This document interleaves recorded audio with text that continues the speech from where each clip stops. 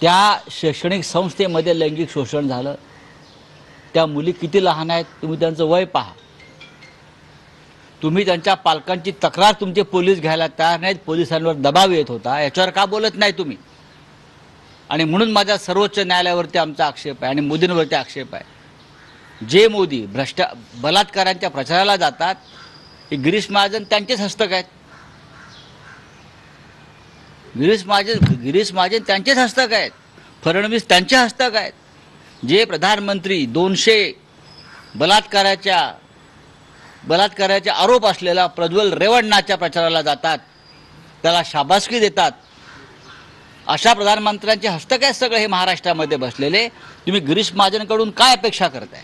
गेल्या अनेक दिवसांपासून या घटना वारंवार घडत आहे आणि त्यातच हा काल बदलापूरमध्ये झालेला उद्रेक, असं वाटत नाही का पुढे येणाऱ्या काळात सर्वोच्च न्यायालयानं तटस्थपणे काम करायला हवं. पश्चिम बंगालमधल्या घटनेची दखल घ्यायची आणि महाराष्ट्रातल्या घटनेची दखल घ्यायची नाही. बरं, सर्वोच्च न्यायालयाने राज्यघटनेचं पालन करायला शिकलं पाहिजे.